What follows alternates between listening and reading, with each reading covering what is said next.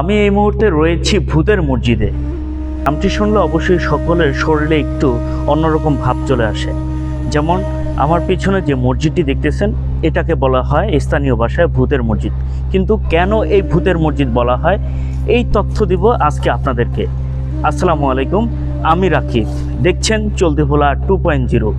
অবশ্যই পুরো ভিডিওটি দেখবেন। ভূত দেখছো? হ্যাঁ, ভূত দেখো নাই?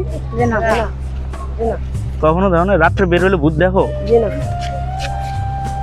কিন্তু আসলে কি এখানে ভূতের অস্তিত্ব আছে, নাকি এর পিছনে রয়েছে অন্য কোনো স্বাভাবিক কারণ?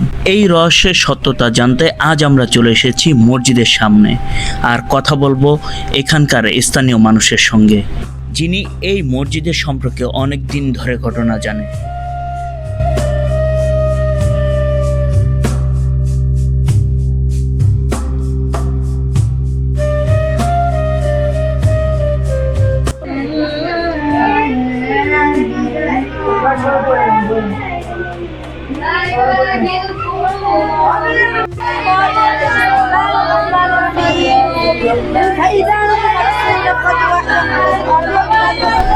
তাহলে আপনারা কি মনে করেন, এটা কি সত্যি কোনো কৌতূহল ঘটনা, নাকি মানুষের মুখে মুখে ছড়িয়ে পড়া একটি গল্প?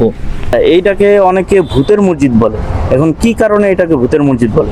না, এদের কয় মানুষ এমনি নাম উড়াইছে সর্বতার থেকে, লামদিন থেকে, আপনার সর্বতা ইউনিয়ন থেকে আইসে জায়গা জমি করছে জানে, তারপরে কইছে ভূতা লাগো মসজিদ, ভূতা লাগো বাড়ি, এই হ্যাঁ ভূতা লাগো বাড়ি, এই হিয়ান তো নাম উঠে এলাইছে আর এই।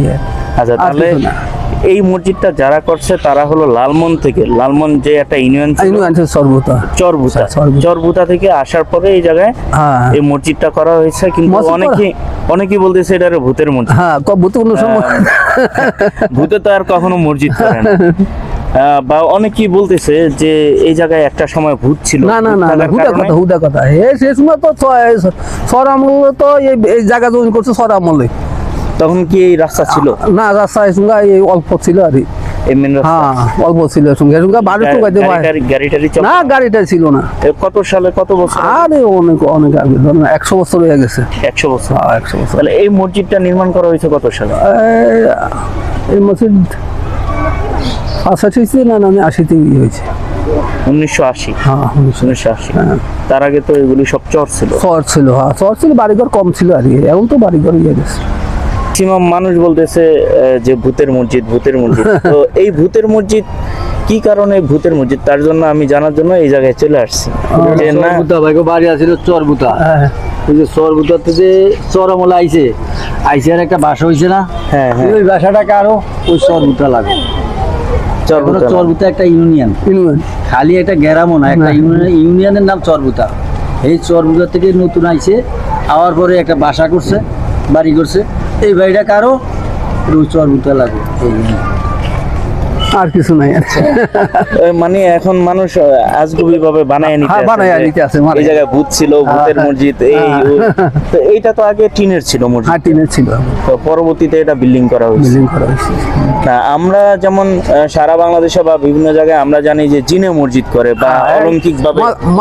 মক্কা শরীফে গেছি, মক্কা শরীফে জিনে মসজিদে গেছি, নামাজ 2 রাকাত নামাজ পড়ছি। হ্যাঁ, তারপর হলো আরো অন্যান্য জায়গায় অলৌকিক ভাবে জিনে মসজিদ করে বা ইয়া করে। কিন্তু আমি যখন শুনছি যে ভূতের মসজিদ, তো ভূতের মসজিদ তো অনেকের ধরি, গাড়িওয়ালা অনেকের ধরি, বেটা ভূতে কোনোদিন মসজিদ করতে পারে রে। এটাই তো ভূতে বেকু পর্যন্ত কই আলে বেটা বেকুবের মতো কথাবার্তা তো কখনো মসজিদ করতে। তার জন্য এটা জানার জন্য এই জায়গায় চলে আসছি। যে তো আপনারা এটার বিষয় বিস্তারিত জানলেন, এটাকে কেন ভূতের মসজিদ বলা হয়। আসলে এটাকে ভূতালা মসজিদ বলে না। লালমোহন একটি ইউনিয়ন থেকে এখানে বসবাস করার জন্য আসছে, সেই ইউনিয়নের নাম ছিল চরভুতা। তো এই চরভুতা উপলক্ষেই কিন্তু এখানে নির্মাণ করা হয়েছে এটি মসজিদ। তো তারা চরভুতা থেকে আসার ক্ষেত্রে এখানকার লোকজনেরা বলতেছে ভূতের মসজিদ। আসলে এটিকে বলা হয় ফরারগঞ্জ মসজিদ, কিন্তু এটি কিন্তু ভূতের মসজিদ নয়, কিন্তু মানুষের মুখে মুখে এটি প্রচলিত হয়ে গেছে ভূতের মসজিদ। তার জন্য আমরা এই ভূতের মসজিদ জানা ক্ষেত্রে এখানে চলে আসছি এবং বিস্তারিত জানলাম এটিকে কেন ভূতের মসজিদ বলা হয়।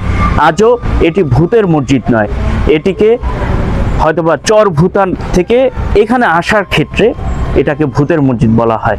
জিন বা অন্যান্য কিছু অলৌকিকভাবে মসজিদ করা হয়েছে, কিন্তু এই ভূতের মসজিদ নাম শুনে আমি এখানে চলে এসেছি। তো আদৌ কি ভূতে মসজিদ করে এটি জানার জন্য। তো আপনারা অবশ্যই ভিডিওটি দেখছেন এবং বিস্তারিত শুনেছেন এটাকে কি কারণে ভূতের মসজিদ বলে। শুনলেন এই মসজিদের বিস্তারিত গল্প। এরকম অজানা গল্প এবং ইতিহাস ঐতিহ্য বাংলাদেশের যে কোনো জায়গার ভ্রমণের ভিডিও পেতে অবশ্যই চলতি ভোলা 2.0 সাথে থাকুন। ভিডিওটি যদি ভালো লাগে তাহলে অবশ্যই একটি লাইক দিন, আপনার মতামত কমেন্ট করে লিখে জানান। এমন ভ্রমণ ও তথ্য এবং ইতিহাস ঐতিহ্য ভিডিও পেতে অবশ্যই চলতি ভোলা চ্যানেলটি সাবস্ক্রাইব করে রাখুন। সবাই ভালো থাকবেন। আল্লাহ হাফেজ।